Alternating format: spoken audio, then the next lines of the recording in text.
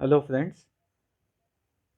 Covid lockdown लगने के बाद से और in general also digital payments का, इंटरनेट बैंकिंग का, ऐप्स का, पेमेंट सॉल्यूशंस का चलन दिन प्रतिदिन हमारी नॉर्मल लाइफ के अंदर बढ़ता ही जा रहा है। हालांकि इसके काफ़ी सारे फ़ायदे भी हैं, पर कुछ नुकसान भी हैं। खासकर वरिष्ठ नागरिक जो हमारे सीनियर सिटीजन्स अभी ऐप्स का यूज़ फ़िलहाल ही करना जिन्होंने चालू किया है और इतने प्रोफिशिएंट नहीं है इन सब यूसेजेस में, उनको फ्रॉडस्टर्स ज़्यादातर अपना शिकार बनाना पसंद करते हैं। आरबीआई ने पिछले 2-3 सालों में जितनी कंप्लेंट्स मिली है, जितने फ्रॉड्स ऑब्जर्व हुए हैं, उसके हिसाब से एक छोटी सी समरी बनाने की कोशिश की है और ये सर्कुलर इशू किया है। मैं आपको इस सर्कुलर के जो हमारे लिए रेलेवेंट भाग हैं वो दिखाने की कोशिश करूँगा, और ये भी हम लोग देखेंगे कि किस तरह से फ्रॉड्स होते हैं। और मान लीजिए आपके साथ में कभी फ्रॉड हो भी गया तो किस तरह से हम इसका जो हमारी हानि है उसको कम से कम कर सकते हैं और किस तरह से उससे बाहर आ सकते हैं। हमें क्या क्या सावधानियां बरतनी चाहिए ताकि हम इस तरह के फ्रॉड्स जो ऑनलाइन होते हैं आजकल, उनसे हमें हमें हम बच के रह सकें। बेसिकली जो फ्रॉड्स होते हैं इसमें पहली तरह का फ्रॉड जो इस आरबीआई के सर्कुलर में डिस्कस किया गया है वो है फ़िशिंग। फ़िशिंग फ्रॉड बेसिकली उस फ्रॉड को कहते हैं जहाँ पे जो पॉपुलर वेबसाइट्स होती है, मान लीजिए आपको शॉपिंग करना है और आपको अमेज़न की वेबसाइट पे जाके शॉपिंग करना है, तो अमेज़न की स्पेलिंग है AMAZON, पर ये लोग AMZZON या AMZON के नाम से, गलत स्पेलिंग के नाम से एक फेक वेबसाइट बना लेते हैं। और उस वेबसाइट्स पर जो लिंक दी होती है पेमेंट्स की, उन पेमेंट्स की लिंक पे जब आप क्लिक करते हैं तो आप किसी और अकाउंट में पैसे जमा कर देते हैं जो यूजुअली इन फ्रॉडस्टर्स के होते हैं। इस तरह के अटैक्स जो होते हैं ये उन वेबसाइट्स पे होते हैं जिनके लिंक्स आपको या तो ईमेल के ज़रिए भेजे जाएंगे या एसएमएस के ज़रिए भेजे जाएंगे, या नॉर्मली गूगल के ऊपर भी इस तरह की गलत वेबसाइट्स बना के, मान लीजिए अमेज़ॉन एक एग्जांपल हो गया, फ्लिपकार्ट, तो KART की जगह CART उसकी स्पेलिंग कर देंगे, वगैरह वगैरह। इस तरह के फ़िशिंग अटैक से बचने के लिए पहली बात तो जो एसएमएस के ऊपर लिंक्स आते हैं, या हम लोग जब ऑनलाइन कुछ खरीदी करने भी जाते हैं वेबसाइट्स के ज़रिए भी, तो हमें ये ध्यान देना चाहिए कि स्पेलिंग मिस्टेक्स के ज़रिए किसी ने फेक वेबसाइट तो नहीं बना ली है, और उस फेक वेबसाइट पे जाके हमें पेमेंट करने से बचना चाहिए। यही लॉजिक ऐप्स पे भी लागू होता है। एक अगर कोई सरकारी ऐप है तो उसके भी बहुत सारे वेरिएंट्स आपको मिलेंगे। तो हमको ये देखना बहुत ज़रूरी है कि ये सही स्पेलिंग हम लोग लिख रहे हैं या नहीं, और इस ऐप का जो ओनर है वो एक्चुअली जेन्युइन है या नहीं है। दूसरी तरह के अटैक्स होते हैं विशिंग कॉल्स। यूजुअली आपको ये बताया जाएगा कि हम कॉल सेंटर से बोल रहे हैं, हमने ऑब्ज़र्व किया है कि आपके अकाउंट के अंदर कुछ इमरजेंसी सिचुएशन बन गई है। इमरजेंसी सिचुएशन इस तरह की हो सकती है कि कुछ चाइनीज़ लोगों ने आपके अकाउंट की डिटेल्स हैक कर ली है और आपको हमें आपका क्रेडिट कार्ड नंबर बताना पड़ेगा, या सीवीवी नंबर बता दीजिए, या आपको जो ओटीपी मिला है वो बता दीजिए ताकि आपके लॉस मिनिमाइज़ हो जाए। या कॉल करके आपको कुछ अलग जानकारी दी जाएगी जिससे आप पैनिक में आ जाते हैं। पैनिक में आके आप उस फ़ोन पे जो आपको सामने से कॉल कर रहा है बंदा, उसको अपनी आप सारी डिटेल्स बता देते हैं। ये लोग अपने आप को इंश्योरेंस एजेंट बताते हैं, गवर्नमेंट ऑफिसर बताते हैं, और आपकी जो सारी जानकारी है जो सोशल मीडिया पे उपलब्ध है, उसका उपयोग करके बहुत ही जेन्युइन साउंड करते हैं और आपको एक पैनिक की सिचुएशन में लाके आपसे जानकारी निकालने की कोशिश करते हैं। इस तरह के जो फ्रॉड्स होते हैं उसको कहते हैं विशिंग कॉल्स। इस तरह के विशिंग कॉल से बचने के लिए आपको हमेशा अपना सीवीवी और ओटीपी तो किसी के साथ में शेयर नहीं करना है। और जब भी आपको इस तरह के कॉल्स आते हैं तो पैनिक नहीं करना है, और उनसे उनकी डिटेल्स पूछना चाहिए, उनका एम्प्लॉय नंबर पूछना चाहिए, वो आप कहाँ से बोल रहे हैं। इस तरह के क्वेश्चंस जब आप पूछेंगे सामने से तो हो सकता है कि वो लोग समझ जाएं कि आप पैनिक नहीं हुए हैं, और इस तरह के फ्रॉड से आप अपने आप को बचा सकते हैं। पैनिक में आके कभी भी अपनी पर्सनल डिटेल्स शेयर नहीं करना है कॉल्स के ऊपर। तीसरे तरह के फ्रॉड्स होते हैं ऑनलाइन सेल्स प्लेटफॉर्म। मान लीजिए आप पेटीएम ऐप यूज़ करते हैं या जीपे ऐप यूज़ करते हैं, बेसिकली आप गेटवे की कोई सी भी ऐप अगर यूज़ कर रहे हैं और उसमें आप पेमेंट का और पेमेंट रिसीव का दोनों तरह के ऑप्शंस यूज़ कर सकते हैं। इस तरह के फ्रॉड्स बेसिकली उन सिचुएशंस में होते हैं जहाँ पे आप अपना बिज़नेस ऑनलाइन भी करते हैं, पेमेंट्स आप ऑनलाइन भी एक्सेप्ट करते हैं और अपने प्रोडक्ट्स ऑनलाइन बेचते हैं। तो ये फ्रॉडस्टर्स क्या करते हैं, ये आपके ग्राहक बन जाते हैं और ग्राहक बनकर ये आपको पेमेंट करने के बहाने आपको लिंक भेजते हैं और आप ही से ये डिटेल्स भरवा के आपसे पेमेंट ले लेते हैं। बेसिकली उन लोगों के लिए ये फ्रॉड्स ज़्यादा इन फ्रॉड्स में फंसना आसान हो जाता है जो इन पेमेंट गेटवे ऐप्स का प्रॉपर यूसेज नहीं कर पा रहे हैं या जो नए हैं इन गेटवे ऐप्स को यूज़ करने में। तो बजाय पेमेंट रिसीव करने के आप कई बार पेमेंट कर बैठते हैं एंड वाइस वर्सा। तो इस तरह की सिचुएशन से बचने के लिए हमें जो भी ऐप हम लोग यूज़ कर रहे हैं, जो गेटवे ऐप्स हम लोग यूज़ कर रहे हैं, उसको पहले अच्छे से समझना ज़रूरी है, उसके बाद ही इसको यूज़ करना है। पेटीएम गेटवे आजकल तो खैर काफ़ी यूज़ में आ चुकी है ऐप्स, पर फिर भी नई ऐप अगर आप कोई भी गेटवे वाली यूज़ करते हैं तो आपको इसका यूसेज पहले समझना चाहिए और जो लिंक आपके पास में आती है उस लिंक का मतलब क्या है, आप पे कर रहे हो या रिसीव कर रहे हो, इतनी क्लैरिटी के साथ में आपको काम करना पड़ेगा। नेक्स्ट तरह के फ्रॉड जो हम लोग देखते हैं वो है मोबाइल ऐप्स के फ्रॉड। कई बार हम लोग गेम्स में या चाहे सोशल मीडिया में इस तरह की ऐप्स डाउनलोड कर लेते हैं हमारे मोबाइल में जो सब्सिक्वेंट ऐप्स इंस्टॉल कर लेती है। फॉर एग्जांपल आपने एक छोटे बच्चे ने या टीनेजर्स ने यूजुअली कोई गेम की ऐप डाउनलोड कर ली। वो गेम की ऐप एक बार आपके मोबाइल में इंस्टॉल होने के बाद में इतनी सारी परमिशंस ले लेती है कि वो अपने खुद से दूसरी ऐप्स को आपके मोबाइल में इंस्टॉल करने की परमिशन लेने के बाद दूसरी ऐप्स को भी आपके मोबाइल में इंस्टॉल करने लग जाते हैं। तो आपको ऐसा लगा कि आप कोई अच्छी सी सोशल मीडिया की ऐप यूज़ कर रहे हैं या कोई गेम खेल रहे हैं, पर बैकग्राउंड में वो आपकी सारी निजी जानकारी निकाल लेते हैं क्योंकि आपने उसको इंस्टॉल करते समय काफ़ी सारी परमिशंस दे दी थी। तो कभी भी आप कोई सी भी एप्पल प्ले स्टोर से या एंड्रॉयड प्ले स्टोर से कुछ भी अगर ऐप्स को इंस्टॉल करते हैं या डाउनलोड करते हैं तो इस बात का ध्यान रखना बहुत ज़रूरी है कि आप परमिशंस क्या क्या दे रहे हैं। हमें अक्सर परमिशंस देते समय बहुत ही सिलेक्टिव होना चाहिए और हमारे पर्सनल डॉक्यूमेंट्स की या लोकेशन की ट्रैकिंग की परमिशन हमको तभी देना चाहिए जब हम लोग उस ऐप से बहुत ज़्यादा कॉन्फिडेंट हों। कुछ भी नई ऐप इंस्टॉल करते समय सारी परमिशंस हमें उस ऐप को नहीं देना चाहिए। एटीएम कार्ड स्किमिंग के फ्रॉड्स से तो आप सब परिचित ही हैं। एटीएम कार्ड जब भी आप लोग यूज़ करते हैं तो वहाँ पे हम लोग को देखना चाहिए कि वो जो मशीन जहाँ पे हम उस कार्ड को यूज़ कर रहे हैं वहाँ पे कोई एडिशनल डिवाइस तो नहीं लगी हुई है। इस डिवाइस के ज़रिए वो लोग आपके पासवर्ड्स को भी स्किम कर लेते हैं और साथ ही साथ आपके जो कार्ड के जो नंबर्स होते हैं, सीवीवी नंबर हो गया और जो कार्ड नंबर हो गया, वो भी कई बार आपके स्किम करके रख लेते हैं, मतलब उसकी कॉपी बना के रख लेते हैं एक तरह से। और उस कॉपी का यूज़ करके फिर ये लोग ऑनलाइन ट्रांजैक्शंस में उसको यूज़ करते हैं।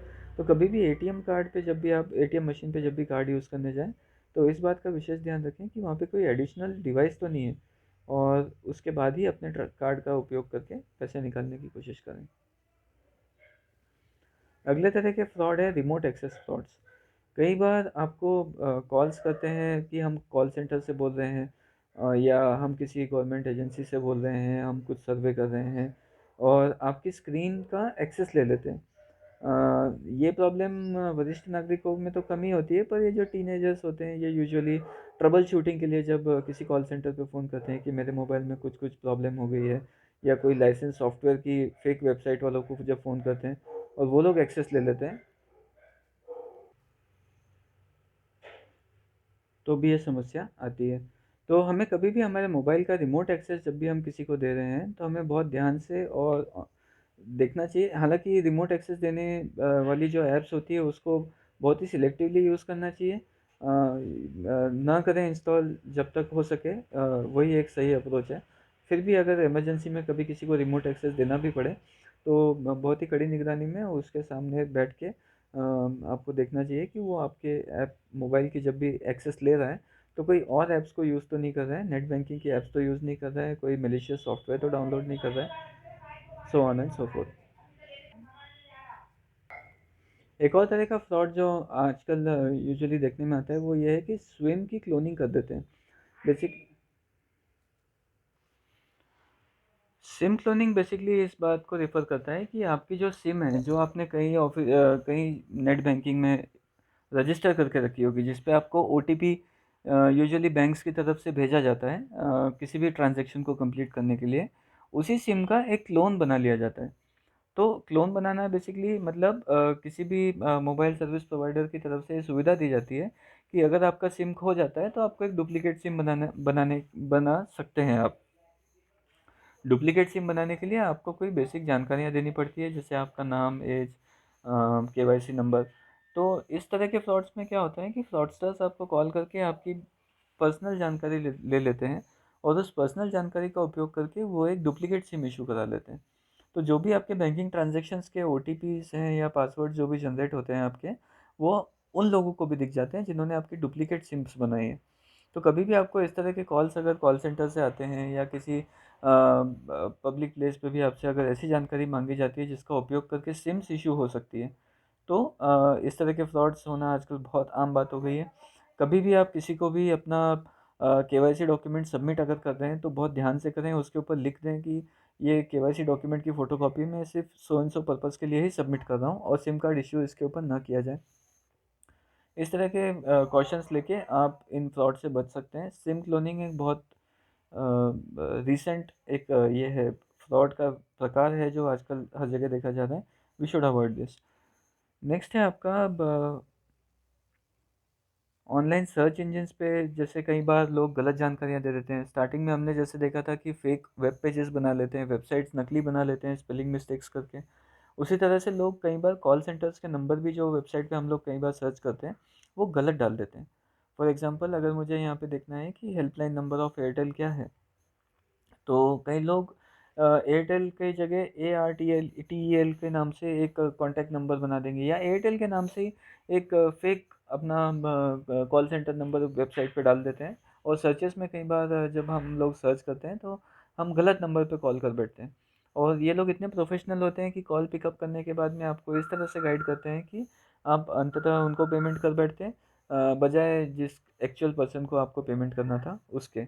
हो सकता है ये पेमेंट ना हो और कोई अन्य जानकारी हो, पर जितना ज़्यादा ये यूसेज में आता है उतना ये सर्च के अंदर ऊपर आते जाते हैं। And this is how this fraud is perpetrated. कई बार हम लोग जब ऑनलाइन सर्च करके कॉल्स करते हैं या वेबसाइट्स को एक्सेस करते हैं तो इन सब चीज़ों का ध्यान रखना चाहिए। हमें देखना चाहिए कि जिस कॉल सेंटर नंबर पे हम लोग कॉल कर रहे हैं वो एक्चुअली उसी कंपनी का है या उसी आउटलेट का है जिससे हमको संपर्क करना था। और ये डबल बार वेरीफाई करने के बाद ही हमें कुछ जानकारी या कुछ पेमेंट्स इनिशिएट करना चाहिए। अन्य तरह के फ्रॉड्स होते हैं क्यूआर कोड स्कैम। वेबसाइट्स के ऊपर जब भी हम कुछ शॉपिंग करने जाते हैं या पेमेंट गेटवेज़ के अंदर या पेमेंट ऐप्स के अंदर हम लोग को कई बार क्यूआर कोड्स या इवन व्हाट्सएप के ऊपर हमें क्यूआर कोड्स कई बार लोग दिखा देते हैं। हम लोग को पेमेंट ख़त्म करने से पहले, ऑथराइज़ करने से पहले ये चेक कर लेना चाहिए कि जो हमने क्यूआर कोड स्कैन किया है, उसका जो लाभार्थी है वो वही व्यक्ति है जिसको हम पेमेंट करना चाहते हैं। तो ये जो एंड में नाम आता है पेमेंट के कंफर्मेशन के पहले, वो हर बार हमें चेक करने के बाद ही पेमेंट करना चाहिए। क्यूआर कोड स्कैनिंग में कई बार लोग गलत क्यूआर कोड आपको भेज के, गलत अकाउंट का क्यूआर कोड आपको भेज के पैसे दूसरे अकाउंट में ट्रांसफ़र करवा लेते हैं। इस तरह के फ्रॉड से भी हमें बचना चाहिए। एक जूस चेक, सोशल मीडिया पे जिस तरह से लोग फेक आईडीज़ बना लेते हैं वो तो आपको पता ही है।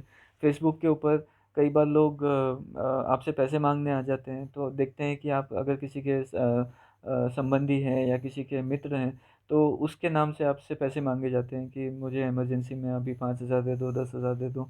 और आप उन्हें अपना दोस्त समझ के पैसे, फेसबुक के ऊपर काफ़ी प्रचलन बढ़ गया था पिछले 1.5-2 साल पहले। तो फेक अकाउंट्स बना लेते हैं ये लोग या आईडीज़ को हैक कर लेते हैं, डोरमेंट आईडीज़ को, और उन आईडीज़ के ज़रिए लोगों से पैसे मांगे जाते हैं। तो सोशल ऐप्स पे कभी भी पेमेंट हमें करने से पहले ये कंफर्म कर लेना चाहिए कि जिस व्यक्ति ने आपसे सोशल मीडिया के ज़रिए पैसे मांगे हैं वो एक्चुअली उस पैसे की ज़रूरत में है या नहीं। सबसे सिंपल तरीका है उसको कॉल करके पूछ लिया जाए। जूस जैकिंग आजकल कई बार पब्लिक प्लेसेस के अंदर हम लोग देखते हैं कि चार्जिंग की सुविधा उपलब्ध होती है। हालाँकि ये सुविधा अच्छी है, पर कई बार लोग इन सब जूस जैकिंग के ज़रिए, मतलब चार्जिंग स्टेशंस के ज़रिए, आप जब मोबाइल अपना प्लग करते हैं उसके अंदर तो केबल्स के ज़रिए आपका डेटा स्किम कर लेते हैं, उसको स्टोर कर लेते हैं एक जगह। और जब आप चार्जिंग निकाल के अपना जब चले जाते हैं वहाँ से, तो वो जो आपकी जानकारी मोबाइल की स्टोर हो गई थी उनके पास में, उसका उपयोग करके वो बाकी ऑनलाइन ट्रांज़ैक्शंस कर लेते हैं। तो पब्लिक प्लेसेस पे यूजुअली चार्जर्स का उपयोग करने से हमें बचना चाहिए।